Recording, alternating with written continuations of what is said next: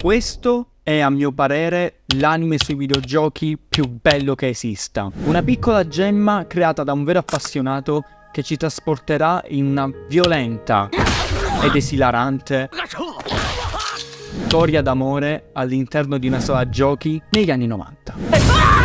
Per quale motivo tu stai curiosando? Cosa potrà mai andare storto? Avete presente la nostalgia? Quella stranissima sensazione che ci fa ricordare con affetto dei momenti passati? Ognuno di noi ha dei ricordi e delle sensazioni diverse. C'è chi ha nostalgia delle giornate passate a giocare al parco insieme agli amici, o chi invece ha nostalgia di un luogo, di un oggetto, insomma, di qualsiasi cosa. Io per esempio provo tanta nostalgia nel ricordare le serate passate a giocare a Pokémon Soul Silver.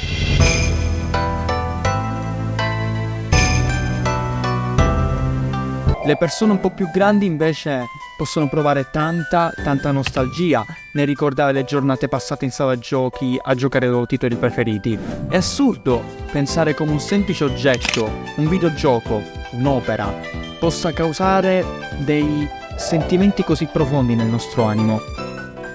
Una domanda che però mi sono sempre chiesto è: si può effettivamente provare nostalgia per qualcosa che non abbiamo mai vissuto? Anni fa, mentre mi facevo questa domanda senza ottenere una risposta, mi ritrovai su Netflix e mentre scrollavo nella mia home beccai questo.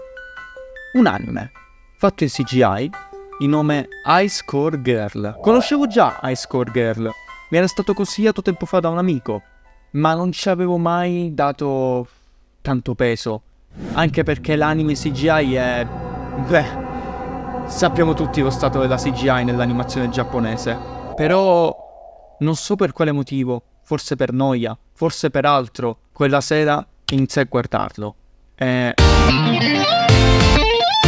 Ice Core Girl, prima ancora di essere un anime, è un manga, scritto e realizzato il 25 ottobre del 2010 da Kanzaki Ryota, nome d'arte Rensuke Oshikiri, e pubblicato da Square Enix. Il 13 luglio del 2018 è stato anche prodotto un anime CGI da JC Staff e da Shogakukan. Nonostante molti lo definiscano una commedia romantica, personalmente a me piace reputare Ice Core Girl come una specie di documentario. Perché? Beh, innanzitutto perché Oshikiri è del 79 e poi perché quest'opera, all'apparenza così stupida e ingenua, nasconde un amore per il mondo videoludico così grande da essere quasi poetico. Prima però di spiegarvi che cosa intendo con tutto questo, diamo un'occhiata alla trama. Cosa? Che cosa hai fatto? Ice Core Girl è ambientato nel 1991, in Giappone, e segue le vicende di Haruo Yaguchi, uno studente del sesto anno delle elementari. Egli è all'apparenza il classico ragazzo svogliato e senza motivazione nello studio, presente in praticamente tutte le classi di ogni scuola, ha pessimi voti, ha perennemente la testa tra le nuvole e non è capace di relazionarsi bene con gli altri. Una volta fuori dall'istituto però, egli si dirige all'interno di un edificio, il punto cardine dell'anime, la sala giochi. Una volta nel suo ambiente, Haruo diventa incredibilmente competitivo, un tornado inarrestabile. Egli è uno dei migliori giocatori di Street Fighter 2 della sala e in quanto tale è suo compito quello di allenarsi per mantenere il suo titolo. Insieme al suo main, ovvero Guile, Haruo spazza via qualsiasi avversario gli si pari davanti, dimostrando un'abilità e una dedizione non indifferenti. Sembra quasi che lui sia nato per questo, ma il giovane Yaguchi non può immaginare cosa lo aspetterà un giorno all'interno della sala giochi. Uno sfidante misterioso, così dal nulla, accoglie la sua sfida. Una ragazza, dall'aria elegante e calma, una compagna di classe di Haruo, Akira Ono. Zangief! Ella utilizza Zangief, un grappler, ben diverso dal Guile di Haruo, che invece è uno zoner. La sala giochi si infiamma e avviene uno scontro all'ultimo sangue. Per la prima volta nella sua vita, Haruo si trova in difficoltà. Nessuno era mai riuscito a tenergli testa in maniera così aggressiva in Street Fighter 2. Come può la sua compagna di classe essere così forte? Manca un solo round per decretare la fine dell'incontro. La tensione all'interno della sala giochi è alle stelle. Improvvisamente però ad Haruo viene in mente Un'idea. Scorretta, crudele, ma funzionale. Fare throw jank. Allora, questa meccanica viene spiegata anche nell'anime, ma essenzialmente consiste nell'approfittare dei frame in cui l'avversario rimane scoperto dopo aver parato per infilarci nel mezzo una presa. Ragazzi, ve lo dico per esperienza personale, se già usare questa strategia nel 2024 su piattaforme come Fightcade e simili ci espone a una sequela di insulti e minacce più o meno gravi, figuriamoci negli anni 90 in sala giochi, dove le persone venivano addirittura picchiate per questo stile di gioco. Haru riesce a vincere il match usando questa sporca strategia. Diciamo che il suo gesto viene abbastanza recepito male dalla ragazza che, ecco, massacrerà il protagonista di botte.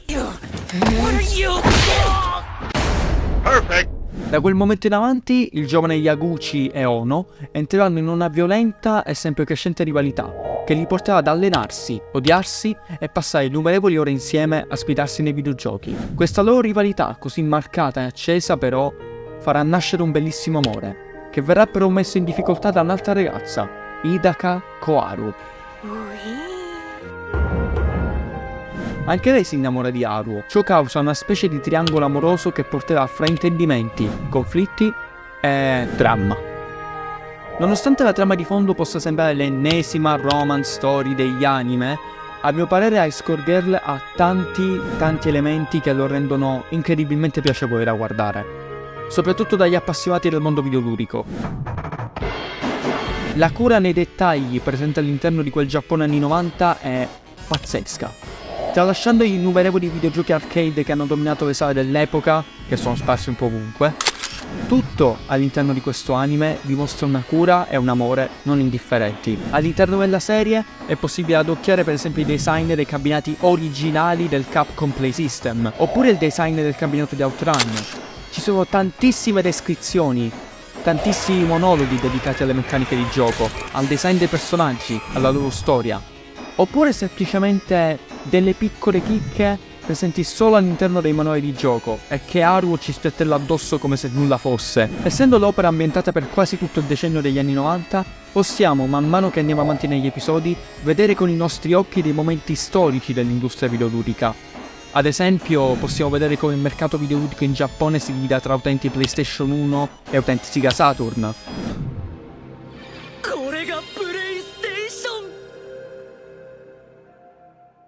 Oppure possiamo vedere il periodo d'uscita di quasi tutte le edizioni di Street Fighter 2, dalla prima edizione del 1991 fino ad arrivare a Super Street Fighter 2 Turbo del 1994.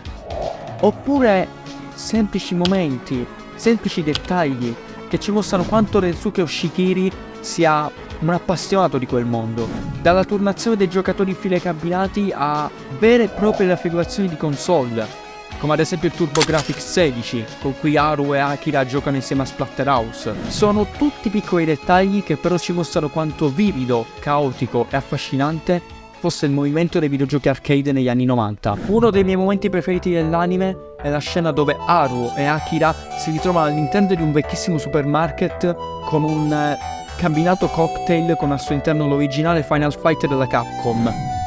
Ragazzi, quel momento, quell'intero episodio è pazzesco. Sarà che Final Fight è uno dei miei videogiochi arcade preferiti, ma l'attrito iniziale dei due ragazzi che sparisce man mano che proseguono nel gioco, la spiegazione delle varie meccaniche nascoste del titolo, le sensazioni provate in quel momento, gli stage, i boss, viene mostrato tutto. È quasi come se l'autore avesse voluto farci vivere in prima persona cosa significasse giocare negli anni 90 al fianco di un caro amico. Per tutta la durata della nostra lettura o visione, l'opera ci avvolge in un tenero abbraccio, facendoci affezionare a quel mondo fuori di testa e facendoci provare nostalgia. Sia il manga sia l'anime sono pieni di questi momenti magici. A livello estetico il manga e l'anime sono due cose completamente diverse, nonostante siano la stessa cosa. Il manga è stiloso, caotico e spettacolare da leggere e ammirare. La mano di Rensuke Oshikiri ci mostra un'anatomia strana dei personaggi, distorta, stilizzata al massimo, ma con una resa grafica incredibile. L'anime, al contrario, creato il 13 luglio del 2018 da JC Staff e da Shogakukan e diretto da Yoshinobu Yamakawa, che ha lavorato anche a Toradora e Azumanga Daioh, è molto più statico. La CGI in generale nel mondo dell'animazione giapponese è veramente fatta male e High Score Girl soffre di questo problema. Nonostante i produttori dell'anime abbiano dichiarato che la scelta della CGI fosse volontaria, in quanto voleva rievocare il feeling dei primi render 3D dei videogiochi anni 90, è semplicemente bruttina da guardare. Linee di contorno troppo sottili o troppo spesse, facce dei personaggi incredibilmente statiche, animazioni rigide, i classici problemi della CGI negli anime. Aspetta Yomu, quindi ci stai dicendo di leggere il manga e ignorare l'anime? Assolutamente no. Seguitemi un attimo. Nonostante il manga sia più vivo a livello grafico, l'anime a mio parere è ciò che fa splendere quest'opera. La bruttezza della CGI viene completamente eclissata dalla scrittura dei personaggi, dal loro carattere, dal doppiaggio, dalle ambientazioni, dalla musica e dagli stessi videogiochi. Spesso e volentieri infatti vedremo i veri sprite dei videogiochi prendere vita davanti ai nostri occhi, riempiendo lo schermo. Nel manga, questa cosa bellissima, non c'è. Vedere il vero sprite di Guile da Street Fighter 2, doppiato dalla voce originale del personaggio di Street Fighter 4, che fa da coscienza ad Haruo e tenta di indirizzarlo verso la retta via, è, a mio parere, qualcosa di incredibile. Le musiche poi sono state composte da Yoko Shimomura. Sì ragazzi, Yoko Shimomura. Per quanto le sue tracce servono più che altro come riempitivo per le scene, secondo me donano quel tocco sognante di cui High Score Girl ha bisogno per splendere. Ci sono poi la opening e la ending dell'anime, create dal gruppo musicale Sora Tobsakana, che sono wow. Non vi nascondo che Flash è una delle mie ending degli anime preferite in assoluto. I personaggi poi sono estremizzati, ma in senso buono. La loro scrittura, per quanto semplice, funziona. Nessuno di loro rimane uguale a come era all'inizio. Crescono tutti, sia a livello fisico che psicologico. Certo, ovviamente non tutto è perfetto. C'è chi preferisce il manga, c'è chi preferisce l'anime. A mio parere entrambi i medium possono soddisfare pienamente lo spettatore. O il lettore, che dir si voglia. Il manga, nonostante non abbia quel tocco magico che ha l'anime, ha un carisma e una cura non indifferenti. Esso possiede anche delle scene secondarie che, forse per motivi di budget o di gestione degli episodi, non sono state inserite all'interno dell'anime. Piccolezze, ma che secondo me aggiungono ancora più carisma e pepe ai personaggi. Esiste anche uno spin-off solo cartaceo intitolato High Score Girl Dash, che parla di una Ida Kakuharu, ormai trentenne ed insegnante in una scuola, che cerca di creare con i suoi studenti un forte legame attraverso il mondo dei videogiochi. Lo sto ancora leggendo, magari quando terminerà potrò farci un video a riguardo, ditemi che cosa ne pensate. L'anime invece, al contrario del manga, è molto più standardizzato. Lo stile di disegno fuori di testa di Oshikiri viene completamente sostituito da quella CGI bruttina, ma tutto il resto è ottimo. A ognuno il suo. Se preferite il manga, leggetevi il manga. Se preferite l'anime, guardatevi l'anime. Una cosa molto strana che è successa a High Score Girl è stata quella di ritrovarsi in una controversia legale con la SNK Playmore. Sì ragazzi, la SNK Playmore, l'azienda creatrice di King of Fighters, Metal Slug e molti altri titoli. È una vicenda al limite del surreale. High Score Girl e tutte le persone che ci stavano dietro vennero denunciati dall'azienda videoludica nel 2014. Motivo? Raffigurazione non consensuale delle opere e dei marchi di SNK Playmore. Nel manga infatti ci sono alcuni momenti dove compaiono personaggi, luoghi o cabinati appartenenti a SNK Playmore, come ad esempio Samurai Showdown, Fatal Fury e, appunto, The King of Fighters. Nel 2014 gli uffici di Square Enix vennero perquisiti dalla polizia di Osaka. Ciò portò la Square a ritirare dal mercato tutte le copie del manga attualmente in commercio. Fortunatamente non tutto il male viene per nuocere e dopo un iniziale momento di aggressività, Rensuke Oshikiri, Square Enix e la SNK Playmore strinsero un accordo che permetteva la raffigurazione delle opere di SNK all'interno di High Score Girl. Il manga venne successivamente ricommercializzato e i volumi vennero nuovamente pubblicati sotto un nuovo titolo, High Score Girl Continue. Boh, va bene SNK. Non voglio assolutamente spoilerarvi l'opera, vi dico solo che se amate alla follia i videogiochi retro e volete in un certo senso rivivere o respirare per la prima volta l'atmosfera che si provava ai tempi, questo anime a mio parere è un must watch. È strano, ma non pensavo che un semplice anime potesse farmi provare tutte queste emozioni.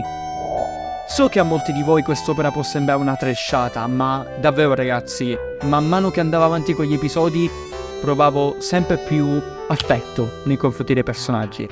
Provavo nostalgia nel vedere quell'enorme sala giochi affollata e caotica, e balzavo dalla sedia ogni volta che riconoscevo un videogioco sullo schermo. Quest'opera, così semplice e così stupida per certi versi, mi ha stregato. È riuscita non solo a farmi provare nostalgia per un periodo storico che non ho mai vissuto, ma allo stesso tempo mi ha fatto apprezzare e amare Haruo, Akira, Hidaka e tutti gli altri, che con le loro imperfezioni e caricature, a mio parere, sono molto più umani di quanto si possa pensare. High Score Girl è una stupenda lettera d'amore, una vera e propria capsula del tempo creata da Ushikiri che con la sua genuinità e la sua bellezza ci trasporta in un'epoca ormai perduta. Io penso che High Score Girl, più che un anime romantico, sia un documentario, uno spaccato del mondo videoludico retro che, usando una semplice cornice narrativa, Haruo e Akira, riesce a raccontare nella maniera più pura possibile cosa si provava nel videogiocare tanto tempo fa. Nonostante i suoi difetti, questo anime è entrato nella mia top. Non serve del tecnicismo incredibile, non servono delle animazioni fuori di testa e non servono personaggi complessi per creare una bella storia. Servono le emozioni. E High Score Girl, ragazzi, me ne date tante. Guardatelo se potete, ragazzi. Se amate alla follia i videogiochi retro e se amate le emozioni, guardatelo. Non ve ne pentirete. E vai! 9 vittorie di seguito! E mi sono guadagnato anche una bella schiera di ammiratori! Perfect.